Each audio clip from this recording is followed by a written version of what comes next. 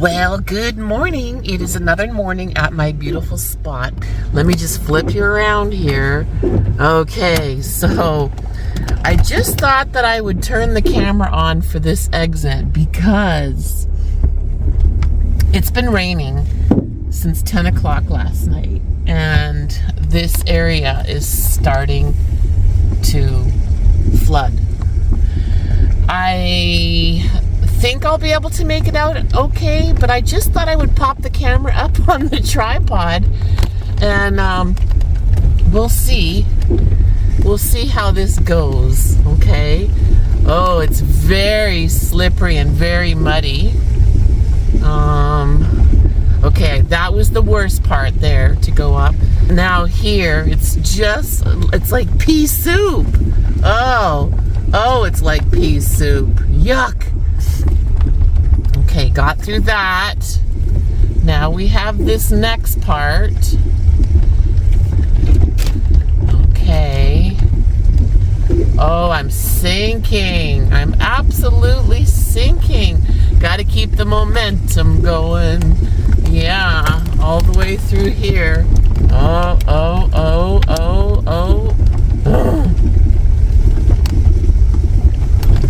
Thank goodness I don't have to go straight, and I'm going left and I'm going downhill. Once I hit the main road, I'm home free. Okay.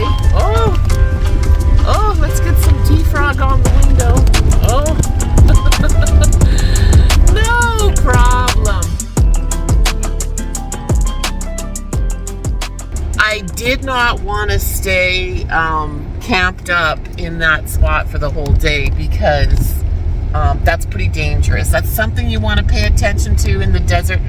Technically, I probably should have left that spot last night because of the floods, but I feel confident in Ninth's abilities of driving,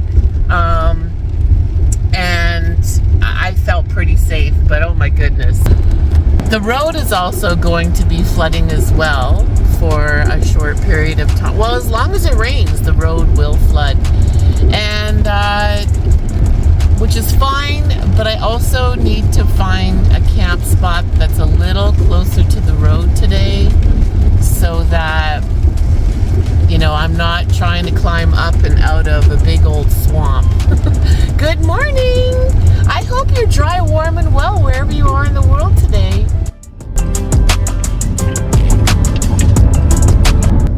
I'm leaving Arizona. Thanks, it was a good winter.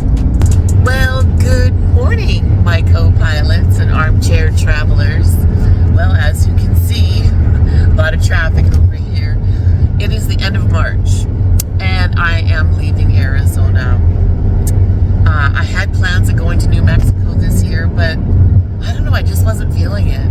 I had a great winter traveling around just parts of Arizona, getting to know it more intimately. Yeah, I learned a lot about myself traveling this winter and the new places. I met new people and saw a lot of things. And I'm super excited to build out Tank now, finish building out Tank, and get him up and ready on the road. Ninth was definitely challenging to live out of with the kind of weather that I experienced this year. A lot of rain, a lot of wind.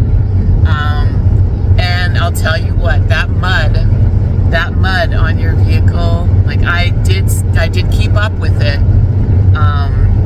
I probably spent like $40 on hosing my car off. But today I finally get to take Ninth to a proper car wash and shampoo her and make her all pretty because, well, kids, we're back to a little bit of city van life. Not exactly my favorite, but this is one of my favorite cities. If you can guess, put a comment down below. Okay, we'll talk again soon. Oh, and I forgot to mention, for the end of March, it's still 40 degrees in the morning when you wake up. These next couple of days, they're still calling for more rain and wind. So, yeah, we're leaving that nasty weather. Well, I've been driving for about an hour, and you know how we like to do it here on the channel. I'm going to make coffee at a parking lot here in Arizona. Ugh. Ugh. So, oh my gosh. Oh, can you still see me? Yeah, you can. Guys, let me just fix the camera here. This has been a really interesting winter. I've really enjoyed myself down here in the desert Southwest. And met some really fun people, did some fun stuff, got my car super dirty, slept in the mountains, slept at hot springs, you know, all that good stuff. Let me get the coffee going and we'll chat. What's so funny about this location is there's literally a drive-through for Dutch Brothers over there, but the line is so long. And, you know, I love Dutch Brothers coffee, but I also love my coffee too. With the healthy goodness of liquids here, I got a smoothie, got my energy shot, I've pre-creamed my coffee, and this is my view from the back of the Element. This is the shopping center. But yeah, I've been traveling for about an hour now. Got through the hardest part of traffic in Phoenix. I'm in Buckeye, and I'm heading west. Okay, I'm just gassing up in the famous quartzite here, and I saw something up the road that I thought that we should go look at together. I just want to look at this. So I'm going to take you up the road and just show you something about this area that's just really disturbing and really sad. Okay, we'll just get you up the road here. Now, I'm not sure if this is BLM land or not, but this right here on the right, let me just get you closer. This might be private land right here, I'm not sure, but this is the kind of shit that is what's gonna get all this public land shut down. Like, can you believe this? So this is exactly the kind of stuff that just pisses me off when I'm out here on the public land. It does look like this place is for sale, but I don't know if that's a joke or not. But yeah, on the side of the highway, somebody brought a boat out to Quartzsite, you know, to live in, I guess, set it on fire, and now it sits here on the side of the highway, which I do believe that this is not private land. Somebody leave a comment below and tell me. Yep, a burnt boat in the desert. This is the second boat that I've seen someone bring to the desert and try to live off of. It's kind of a great idea. I mean, if the boat's no longer able to float in the water, why not turn it into an RV in the desert? But setting it on fire and leaving it here and then spray painting it, so sad. Okay, well, onward we go to our next destination. Yeah, the random things that you find in the desert. This is just on the outskirts of Quartzsite, and I saw this burnt boat on the side of the highway when I was coming into Quartzsite and getting gas, and I was like, what the hell? This wasn't here when I left to go north in February. So guys, if you come to the desert and you need to do home renovations or you light fires, please be careful. And can you pack out what you bring in? Because we all want to come back. I mean, that's why these places are shutting down, is because of numbnuts like this that come and bring their boat and try to live on it and have a fire in it and set the whole thing on fire. Okay, let's go. What is that car right there? That's just super wild. I have no idea what that car is. We're here in Palm Springs, and we're back to the future, kids. That's crazy. Yep. Pretty wild.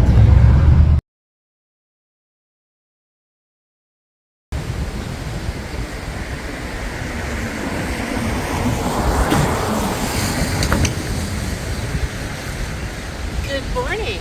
Can you sleep in $1 million million neighborhood in Palm Springs? Well, I just did.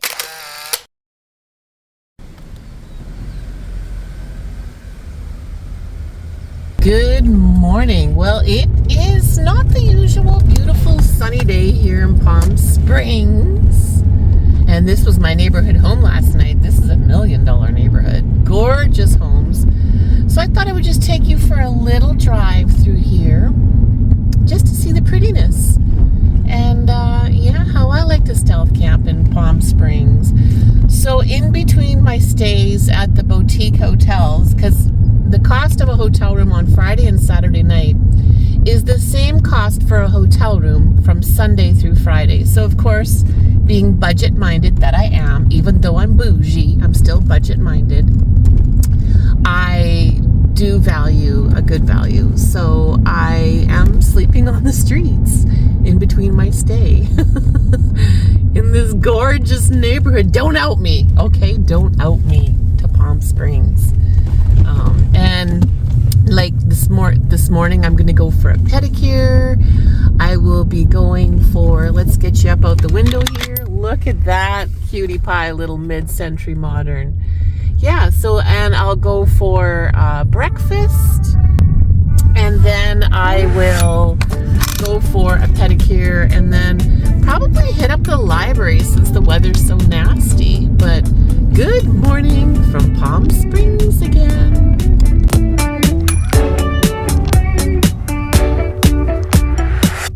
These guys have to vacuum their lawn. Love the fake grass. This is one of my favorite houses. You see the babies, the fake babies on the fence, the fake children? Cute. And then they got Buddha over here. So can you stealth camp in a bougie neighborhood in Palm Springs? Well, I just did. I don't think it's something that's common. There are a lot of Airbnbs in this neighborhood, and I may or may not have looked up where they are. And I may or may not have parked in front of one of them so that people might just think, oh, it's an Airbnb customer. Don't do what I do. You might get caught. Anyways, good morning. Look at all the sweet snapdragons. Snappy snappers. Oh, real sweet.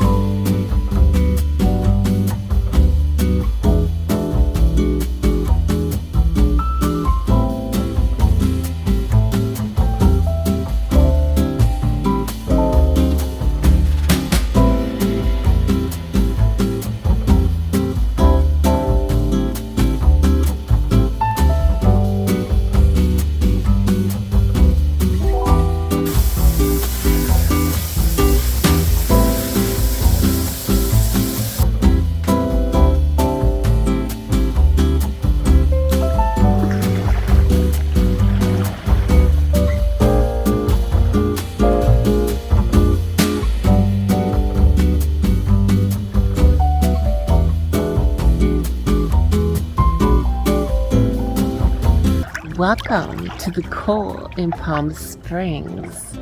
This is my next home for the next 5 days. So when I get tired of the road and the HondaElement feels too small because of the rain, the snow, the wind, you name it, I book a bougie hotel. Why not, right?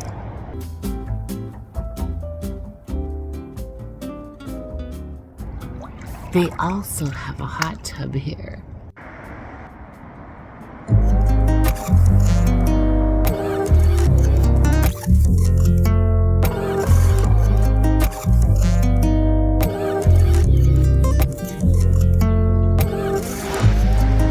Oh my goodness, the desert blooms and my heart sings, but this is April. I am in Palm Springs. You can see all the windmills back there. But look at all that snow. I watched that snow fall in the mountains over the weekend. And up here, that snow fell yesterday. April! It's supposed to be 80. Well, it's another gorgeous morning, and I thought I'd take us through this little cutie pie neighborhood. Woo! Thank goodness for Rhino Raptor. But this is an older neighborhood in the north side of Palm Springs, and it's part of the older part of town, and it looks like there's a lot of places that have been either torn down or definitely rehabilitated. But this is a great end of town to stay in because it's fairly quiet and calm. It's really safe to walk. If you're thinking about getting a hotel here, downtown isn't all that in a bag of chips, you know. People overlook these other little neighborhoods. Yeah, there's this nice walk up here. You get your cardio on up this hill, and you've got those gorgeous mountains. Good morning. And then we've got that beautiful sunrise coming up. Desert life. Oh, I never thought I would love it as much as I do, and I'm so grateful that I get to come here. This is where I'm going to live in the winter, in the desert. Yeah. Okay. I have got a French press of coffee waiting for me in the hotel room, and a dry bathing suit, and a hot tub. That's what's on the agenda this morning. Okay, here's our little hotel. Cool. These curbs are kind of no joke. Okay. They have this restaurant, Freddy's Kitchen, and I am going to try it tonight. They've got French cuisine, escargot and French onion soup, two of my favorite things.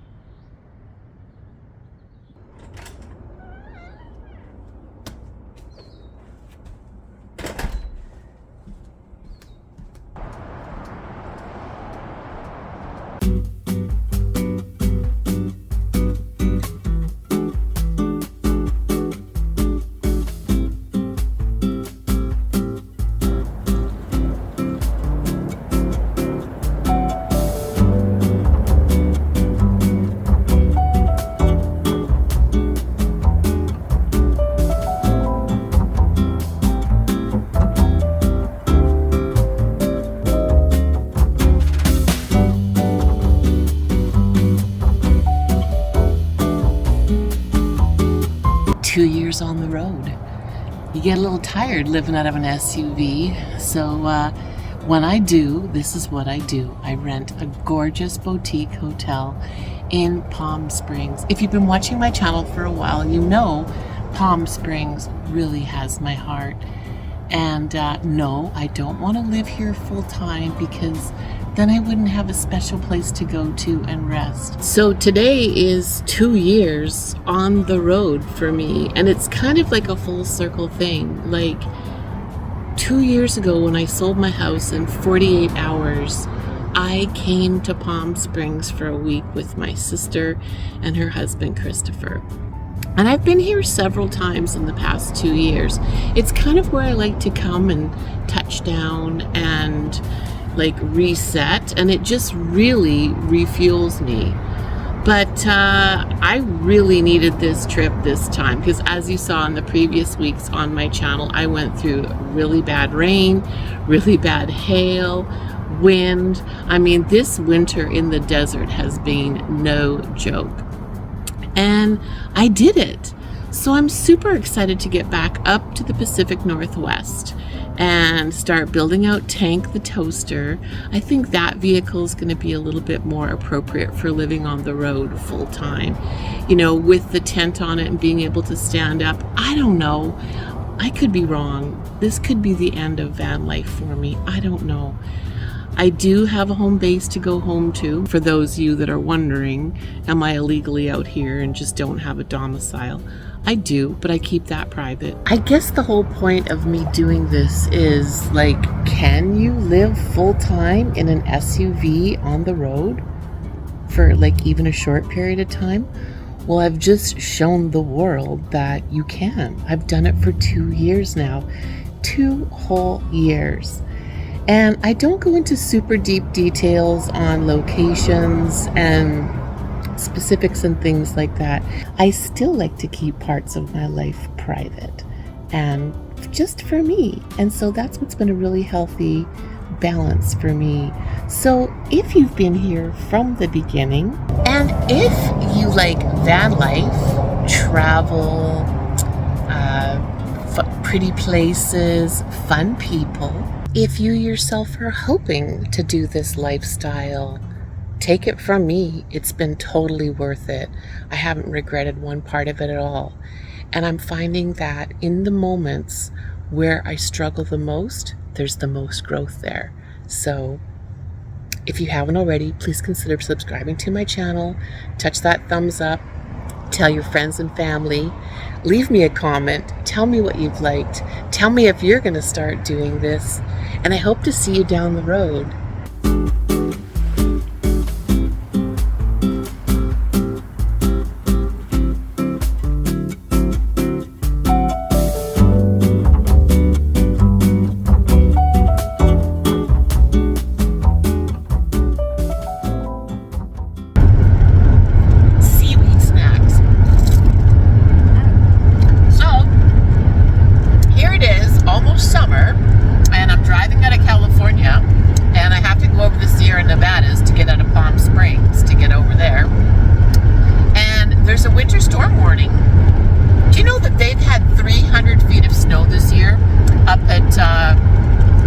One of the ski hills, I think it's like Big Basin or something like that, 300 feet.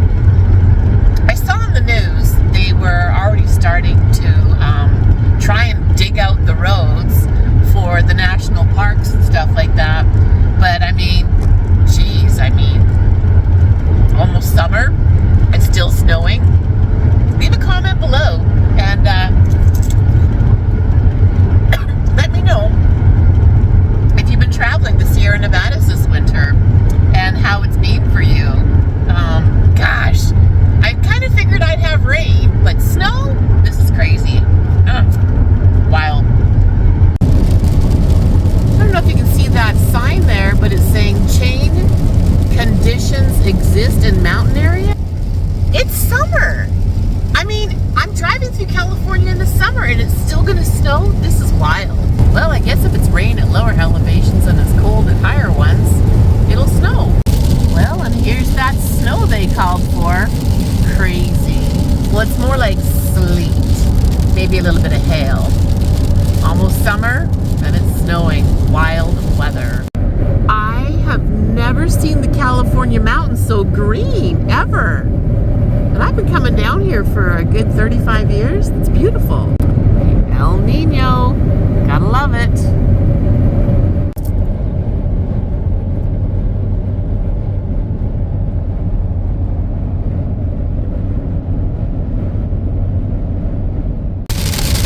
There's the winter storm. Ugh.